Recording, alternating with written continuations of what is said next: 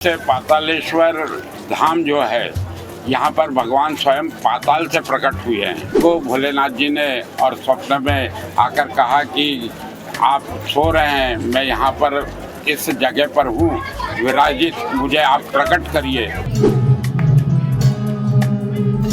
या लगभग 1.5 से 2 लाख लोग आज पूरे 24 घंटे दर्शन करेंगे। महाशिवरात्रि के पावन पर्व पर छिंदवाड़ा में पातालेश्वर धाम में लगता है मेला। भक्तों की संख्या हजारों नहीं लाखों में रहती है। सुबह 4 बजे से भक्त भगवान भोलेनाथ का अभिषेक करने आने लगते हैं। यहाँ पर पातालेश्वर धाम प्रबंध कार्यकारिणी वर्षों से इस मेले का संचालन कर रही है। यहाँ कार्यकारिणी के जो प्रमुख हैं बाबा पोफली, उनसे बातचीत करेंगे, समझेंगे कि ये वर्षों बरस पुराना जो मेला है, भक्तों का लाखों की संख्या में लोग आते हैं, ये मेला कैसे संचालित होता है और भगवान की पूजा कैसे होती है। निश्चित रूप से ये तो भोलेनाथ जी का आशीर्वाद है। 32 वर्षों से समिति यहाँ सक्रिय है। हमको भी व्यवस्थाएं समझने में और बनाने में समय लगा, लेकिन आज हम इतने सक्षम हो गए हैं कि बड़े इत्मीनान के साथ और आत्मीयता से भोलेनाथ के दर्शन कुछ ही मिनटों में हमारी मातृशक्ति को और पुरुष वर्ग को प्राप्त हो रहे हैं। और इस व्यवस्था के लिए हमने बहुत लंबे संघर्ष के बाद इस व्यवस्था को इस रूप तक पहुंचाया है। इसके लिए हमारे पातालेश्वर धाम प्रबंधकारिणी समिति के सभी सदस्य और सभी सहयोगी बंधु स्वागत योग है। उनका जितनी प्रशंसा की जाए कम है।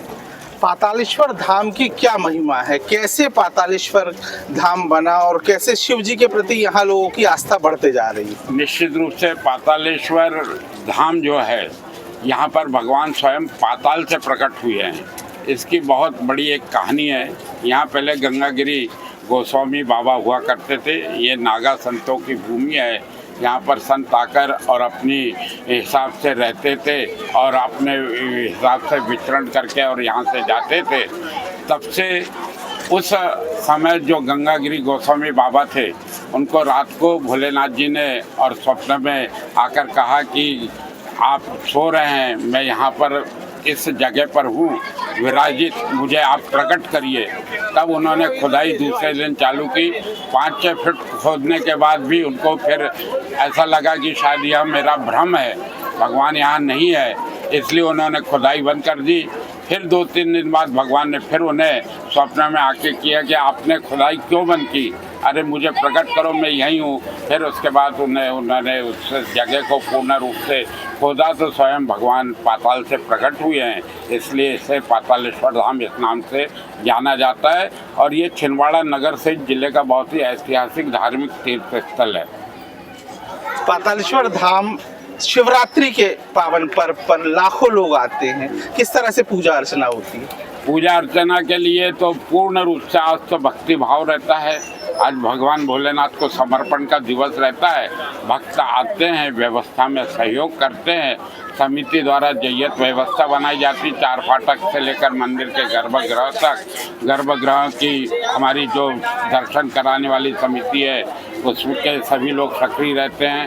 फिर उसके बाद हमारी निःशुल्क जूते चप्पल की व्यवस्था, भगवान भोलेनाथ के अभिषेक के लिए शुद्ध जल की व्यवस्था, निःशुल्क साइकिल स्टैंड की व्यवस्था और पूर्ण रूप से इन व्यवस्थाओं पर नियंत्रण रखना, भक्तजनों के ऊपर पूर्ण रूप से उन्हें किसी प्रकार का कष्ट न हो, इसके लिए नियंत्रण कक्ष बनाया जाता है, जहां से सारी व्यवस्थाओं को और सुचारू रूप से संचालित करते हैं।